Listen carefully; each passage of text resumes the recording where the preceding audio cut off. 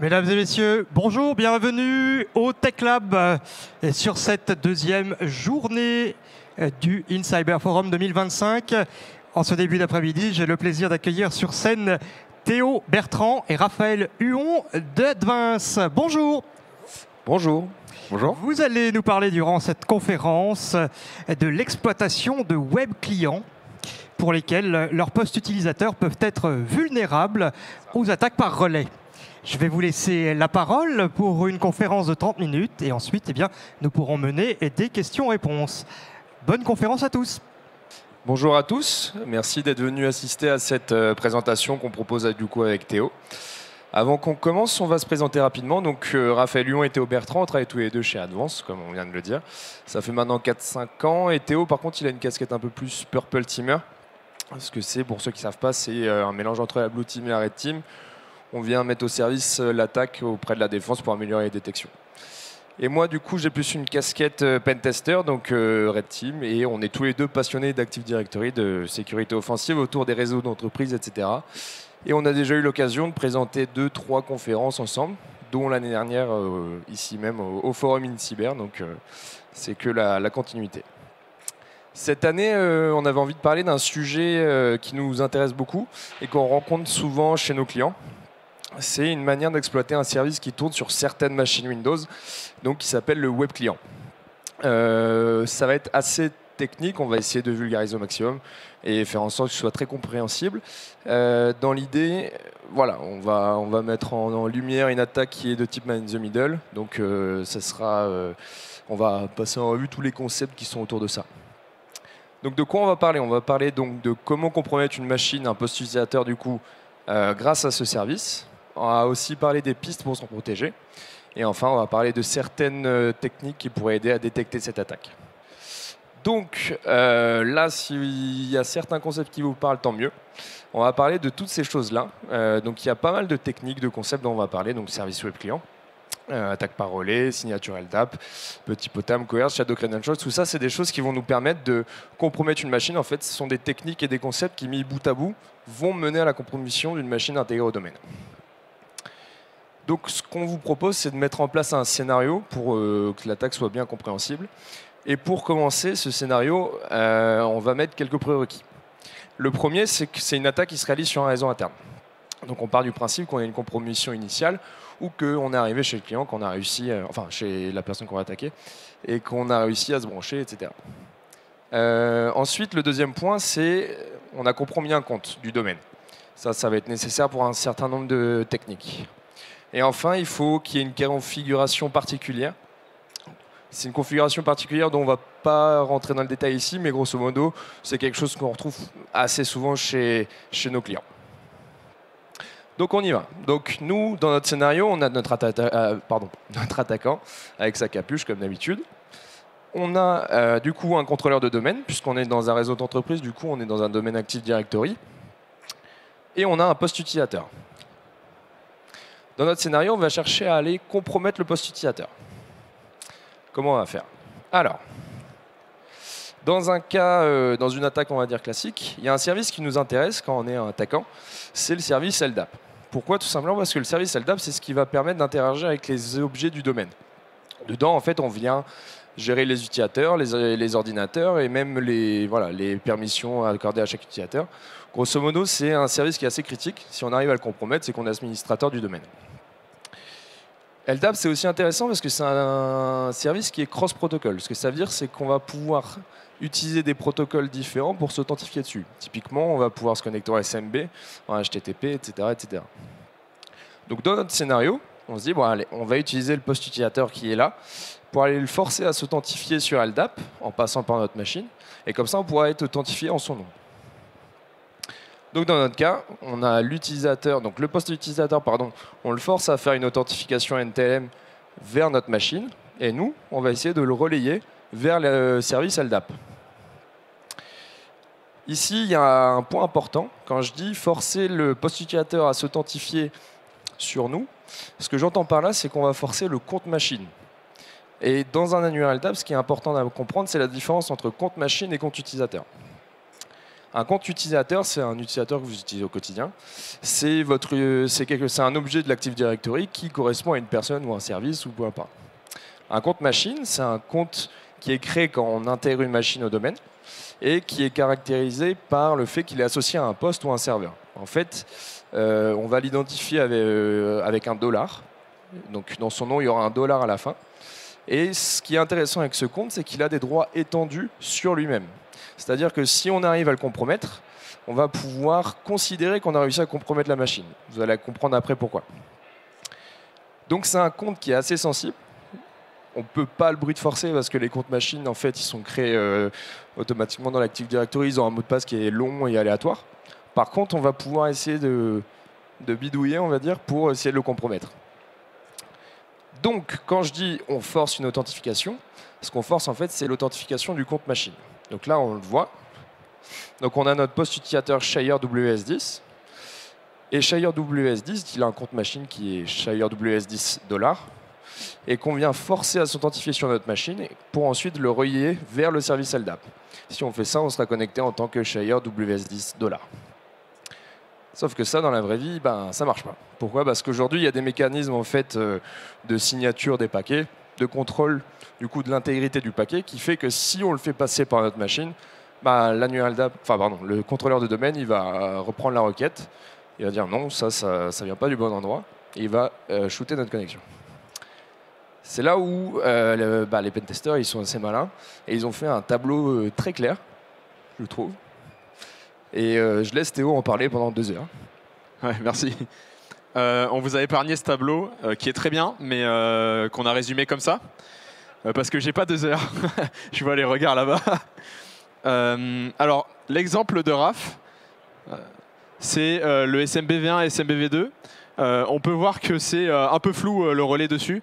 Et en fait, c'est flou parce que ça va dépendre du protocole d'authentification qui va être utilisé. Si c'est NTLM-v1, on a des petits tricks qui vont nous permettre en fait, de supprimer tout simplement la signature. Donc ça, on pourra en parler plus tard, c'est un peu plus technique. Et si c'est du NTLM-v2, dans ce cas-là, il y a des vulnérabilités qui existent qui s'appellent Drop the Mic et Drop the Mic v2. Mais on les rencontre de moins en moins souvent sur les réseaux de nos clients. Et NTLM-v2, c'est quand même devenu la norme, même si NTLM, c'est obsolète. Il y a un truc intéressant sur le tableau, c'est la première ligne. Le HTTP, on voit qu'il peut être relayé sur le LDAP et aussi sur le LDAP-S, avec la configuration par défaut. Et ça, c'est super intéressant parce que les clients, généralement, ils ont la configuration par défaut. Et donc, notre scénario, on va l'enrichir. Et on va se dire, vu qu'on ne peut pas relayer du SMB directement, on va essayer de relayer du HTTP. Et comment on fait pour relayer du HTTP? Enfin, pour récupérer une authentification NTLM en HTTP, on va utiliser un service qui s'appelle le Web Client. Et le Web Client, c'est assez cool. C'est un service désuet aussi, qui permet d'aller chercher, d'interagir en fait avec des fichiers de manière remote. Et ça gère l'authentification. Ça signifie que si on est capable de dire au web client, viens chercher un fichier via HTTP sur mon poste et authentifie-toi, on va récupérer une authentification. Et c'est cool aussi parce que par défaut, sur les postes utilisateurs, c'est installé, mais c'est pas lancé. C'est-à-dire qu'au démarrage, il se lance pas tout seul. Et là où c'est aussi cool, c'est qu'il y a plein de manières de le faire démarrer pour un utilisateur et pour un attaquant. Et donc du coup, chez nos clients, en fait, on voit souvent 15, 20, 30 machines, ça dépend du parc, qui ont le web client activé et dont on va pouvoir exploiter cette vulnérabilité-là. Reprenons le scénario. On récupère une authentification HTTP, on expliquera comment pendant la démonstration. Et ensuite, on va utiliser cette authentification-là pour se connecter sur LDAP. Et là, ça fonctionne. On va être authentifié sur le service LDAP en tant que le compte machine Shire WS10-1 $. C'est en fait le compte qu'on a ciblé au début. Et maintenant, une fois qu'on est authentifié sur LDAP, comment on fait pour compromettre un compte? En fait, on va pouvoir ajouter une méthode d'authentification alternative sur ce compte-là qui vont nous permettre, comme si on avait le mot de passe, mais en fait on ne l'a pas, mais qui vont nous permettre de nous connecter. Ça marche par certificat, Raphaël l'expliquera mieux tout à l'heure. Et donc si on résume, si on est capable de modifier les attributs du compte, donc si on a compromis un compte et qu'on est connecté à LDAP, on va pouvoir le compromettre et usurper son identité sur le réseau. Et c'est exactement ce qu'on fait là et qu'on va mettre en lumière sur notre scénario, sur une démo en live qu'on va pouvoir faire tout à l'heure. Si on résume complètement le chemin, encore un résumé, si le web client est actif, on va pouvoir récupérer une authentification NTLM en HTTP, relayer cette authentification-là, ce qui va nous permettre de compromettre le compte Active Directory du compte machine. Et ensuite, on va pouvoir compromettre le poste sous-jacent via des méthodes Kerberos, ce qui nous permet, in fine, de prouver qu'on a compromis le compte en exécutant du code dessus directement. Ok, donc on va passer à la démo live. On est un peu ambitieux, on s'est dit qu'on allait le faire vraiment en live. Donc on verra si ça merde. Dommage. Alors, si on reprend notre scénario, première étape, donc on en a parlé juste avant, on va identifier une machine, un poste utilisateur sur lequel il y a le web client qui tourne. Une fois qu'on l'aura identifié, on va utiliser un outil qui s'appelle Petit Potam Coercer, ou Coercer, on peut utiliser l'outil qu'on veut, qui va permettre de forcer cette machine à s'authentifier où on veut. Ça, c'est une technique en fait qui est aujourd'hui connue, qui permet qui exploite, on va dire, le protocole RPC et qui va dire cette machine, tiens, toi, tu vas te connecter où je veux, et donc on va choisir sa machine. Et on va se rendre compte que comme il y a le service web client qui est activé, c'est lui qui va prendre le relais, qui va faire l'authentification. Donc il va le faire via le protocole HTTP. Donc on y va, une petite démonstration qui va s'imposer. Je vais m'avancer un peu. Alors ici, Théo, ce qu'il va faire dans un premier temps, donc il va utiliser un outil qui s'appelle NetExec pour identifier une machine sur laquelle il y aurait le web client qui est activé.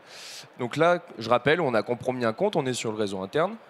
Là, on va utiliser l'outil pour identifier, pareil, via des protocoles RPC, où est-ce qu'il y a une machine avec le service web client activé. Il envoie une, donc c'est Shire WS10. Il est content, il va se dire super, je vais pouvoir aller la cibler. Donc dans un second temps, ce qu'il va faire, c'est mettre en place un serveur d'authentification sur sa machine. Concrètement, ce qu'il va faire, c'est ouvrir le port 80 avec un serveur WebDAV et en fait attendre une authentification. Donc là, il a utilisé Responder. Voilà, on voit qu'il a bien son serveur HTTP qui en écoute. Il va pouvoir maintenant aller forcer l'authentification avec Coercer pour prouver qu'il a bien une authentification qui se fait en HTTP. Donc là, il se passe plein d'appels, voilà, il force l'authentification. Et du coup, on se rend bien compte qu'il y a une authentification qui est faite par Shire WS10, qui est fait via du HTTP, donc qui n'a ni chiffrement et encore moins signature, et donc qui vient s'authentifier sur notre machine en tant que Shire WS10 $, donc le compte machine, celui qui nous intéresse. Super, on est content, on va pouvoir passer à la suite. Deuxième étape, on vient mettre en place du coup un relais NTLM. Ce qu'on va faire, c'est que plutôt que de réceptionner l'authentification, on se dit ok, on va aller la relayer vers le service LDAP pour être authentifié en tant que le compte machine. Ce que ça va permettre de faire, c'est ce que je viens de dire, on va être authentifié en tant que le compte machine. Donc ici, Théo, plutôt que de mettre un responder, il va mettre en place un NTLM relay. Donc ici, tout en haut, on voit bien qu'il a mis en cible, donc le paramètre -t, le contrôleur de domaine sur lequel donc, il y a le service LDAP qui tourne. Et voilà, donc il y a ça, il a mis en place son NTLM relay. Maintenant, il va pouvoir lancer l'authentification, enfin le coerce d'authentification. Et c'est là où on a l'effet démo.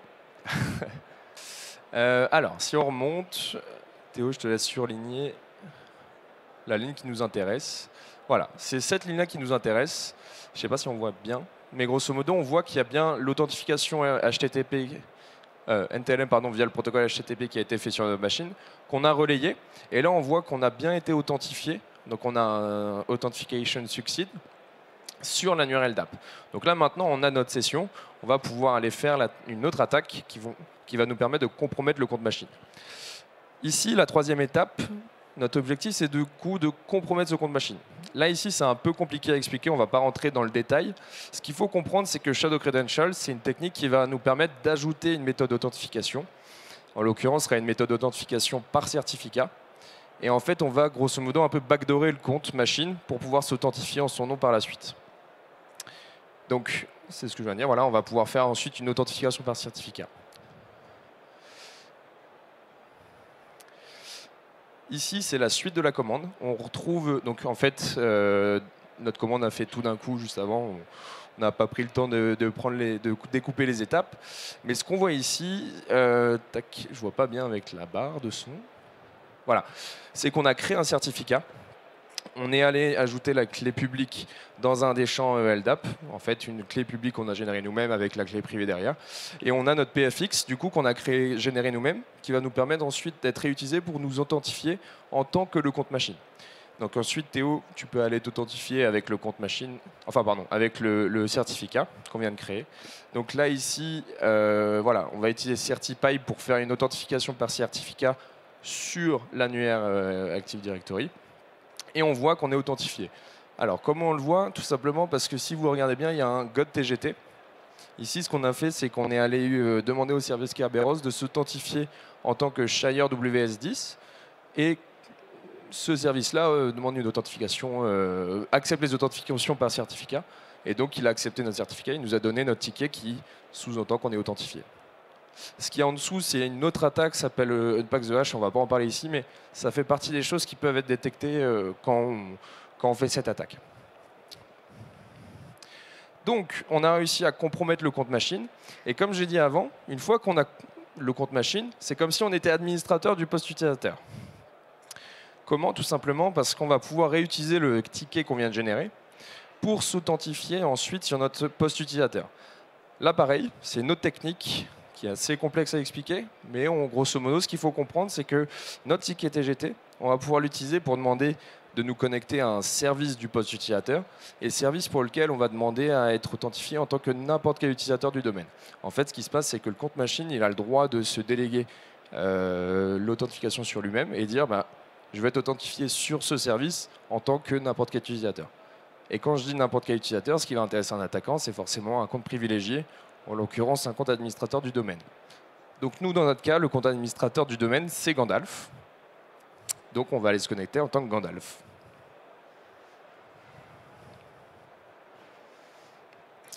Donc ce que fait Théo ici, donc il récupère son ticket TGT qui vient d'être généré. Et ensuite, il va utiliser un outil qui s'appelle getST, qui permet de récupérer un ticket de service. Et si vous regardez bien dans la commande, il y a un -self, en fait, ça veut dire qu'il demande pour lui-même, et un -impersonate, Gandalf, en fait, il va demander à être délégué sur Gandalf. Donc ce que ça veut dire, c'est qu'il va être authentifié en tant que Gandalf. Ça, c'est accepté par le service Kerberos, puisque c'est une action qui est légitime ici. Ici, c'est des choses qui peuvent se passer quand on a un compte de service, etc. Et ensuite, il va aller modifier le ticket, et ensuite, il va aller se connecter avec le ticket de service généré en tant que Gandalf sur le poste utilisateur. Donc on utilise netexec à nouveau. Là, cette fois-ci, on utilise le ticket de service qu'on a utilisé et on voit qu'on a bien une authentification via le protocole SMB qui est réalisé en tant que Gandalf. Et en plus, on est admin puisque Gandalf est admin Ludum. Donc on est content. Et dernière étape, pour bien prouver qu'on a réussi à compromettre la machine, on va exécuter du code dessus. Là, on a mis via wmi exec. On n'a pas pu choisir une autre méthode, mais voilà. Donc ce ticket, il peut être réutilisé. Voilà, on va réutiliser netexec, parce que c'est un petit couteau suisse. Et on voit qu'on peut... Donc là, ce qu'a fait Théo, c'est qu'il a, si vous regardez bien, sur le -X, il a lancé la commande whoami. Et on exécute des commandes dans le contexte de l'utilisateur Gandalf. Et on peut faire un ipconfig, bref. Ici, à ce moment-là, ce qu'il faut comprendre, c'est qu'on a compromis la machine. On a grosso modo tous les droits dessus. On pourrait aller installer une backdoor, un ransomware, ce qu'on veut. Voilà. Il y a du smexec aussi. Et voilà, on a gagné. Et c'est pas fini. C'est pas fini. Non, quand on parle généralement de chemins complexes comme ça, on essaye de donner des mesures correctives, parce qu'au final, le boulot d'audit, c'est aussi ça, de corriger les vulnérabilités qu'on trouve. Un correctif qui peut être appliqué, qui paraît évident, c'est de désactiver ce service sur les postes utilisateurs. Maintenant, il peut y avoir des effets de bord, donc ça peut être compliqué. J'ai un client qui l'a fait sur tout son réseau, ça s'est bien passé, mais il a étudié avant. Également, et c'est pas moi qui le dis, c'est l'ANSSI, désactiver le protocole d'authentification NTLM. C'est plus facile à dire qu'à faire, forcément. Mais ça va venir un jour. Également, ça peut être intéressant de filtrer les authentifications NTLM sortantes sur les machines critiques. Par là, j'entends contrôleur de domaine, PKI, serveur qui fait la synchro avec Azure AD, etc. Enfin, c'est entre ID maintenant, mais bref. Et j'ai vu ça chez un client, c'était intéressant. Ça ne limitera pas l'attaque qu'on a présentée, mais ça limite certaines coercitions et relais des NTLM. C'est d'appliquer le mécanisme, l'architecture de tiering à NTLM, et donc de dire que le contrôleur de domaine, il n'a pas besoin en fait, de s'authentifier en NTLM sur les postes utilisateurs, ni sur les serveurs, et d'appliquer ça sur tous les tiers. Et donc de dire les serveurs du tiers 1 n'ont pas le droit de se connecter sur les postes du tiers 2, etc.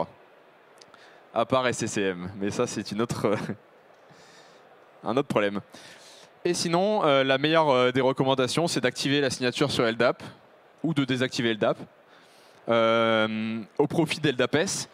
Et là, ce qu'il faudra, c'est activer le channel binding parce que par défaut, LDAPS ne le fait pas. Et donc par défaut, il n'y a pas de vérification d'intégrité des paquets de signature. Là où quand on active le channel binding, c'est fait. Donc voilà. S'il faut retenir un truc sur cette slide, c'est que si vous pensez être protégé avec LDAPS, c'est faux. Par défaut, il ne protège pas. Et en fait, ce qu'il faut, c'est activer la signature, activer le channel binding forcément sur LDAPS, sur HTTPS, etc. pour qu'il y ait bien une liaison entre les couches et qu'il puisse vérifier la signature. On va parler détection aussi, parce qu'au final, on fait un peu de Purple Team, donc on va en parler un peu. Implémenter une défense en couche. Ici, l'attaque n'est pas triviale, elle est complexe. On ne pourra pas détecter cette attaque avec une règle magique. Il va falloir une défense en couche. Ce qui peut être intéressant, c'est d'installer certaines sondes réseau sur le réseau. Enfin, forcément, du coup, c'est sur le réseau, mais il y en a certaines qui peuvent détecter notamment les répondeurs, les NTLM relais, etc. Il y a certains EDR aussi qui peuvent détecter les coercitions d'authentification. J'en ai rencontré, c'est rare, mais ça arrive. Et un composant ITDR. On en parle beaucoup en ce moment, donc ITDR, c'est l'équivalent d'un EDR, mais pour l'identité. Donc il va vérifier qu'il ne se passe rien de méchant au niveau identité. Et ça peut détecter certaines parties de l'attaque, notamment le rajout de méthodes d'authentification alternatives et la connexion avec, etc. Et sinon, en Purple Team, ce qu'on a tendance à faire, c'est de voir le problème, l'attaque complexe comme étant des couches en fait, comme étant plein de petites étapes. Donc on la décortique et on essaye de faire des règles, de voir si on peut détecter chaque petite étape pour voir si en fait on est capable de détecter l'attaque en général. On va par exemple, j'ai fait un petit exemple avec Shadow Credentials. Shadow Credentials, il y a plusieurs possibilités de le détecter. Là, j'en présente quelques-unes. Mais il y a un article qui est sorti récemment qui détaille des signatures dans InPacket, donc dans NTLM Relay. Et en fait, il se trouve que le certificat qui est généré par NTLM Relay et la clé publique et la configuration qui est poussée dans l'AD, en fait, elle est invalide. Elle est invalide parce que le calcul du hash n'est pas bon. Il n'est pas fait exactement pareil qu'avec Microsoft. Donc si on recalcule le hash de la manière dont Microsoft le fait, en fait, on ne tombera pas sur le même. Donc là, déjà, il y a un IOC. La clé, le certificat, la date de création, elle est bonne modulo 1600 années. Donc voilà. Donc elle n'est pas bonne. Hein. Et le device ID, normalement, il est pas mis sur des comptes machine. Et en fait, InPacket, ils n'ont pas implémenté cette feature-là et donc ils le mettent partout. Et donc si on a un compte machine qui a un device ID, c'est que c'est un IOC et que c'est pas normal. Par contre, c'est à noter que dans les événements remontés par Windows, donc par l'AD, il n'y a pas assez d'informations pour détecter ça. Donc on n'a pas les certificats, on n'a pas les calculs de hash, on n'a rien. Et donc ça peut être intéressant pour des analyses forensiques ou pour des rapports de menaces sur l'identité. Et également, donc j'en parlais tout à l'heure, le 5136, c'est un événement Windows AD qui va être émis quand on va modifier un objet. Et donc quand on va rajouter une méthode d'authentification alternative, il y aura cet événement-là qui va apparaître avec l'attribut MSKeyCredentialLink qui a été modifié parce que c'est là où on va mettre la clé publique. Et là, si le réseau ne le fait jamais, c'est un IOC parce que forcément, s'il y a eu un ajout de clé alternatif, c'est pas normal.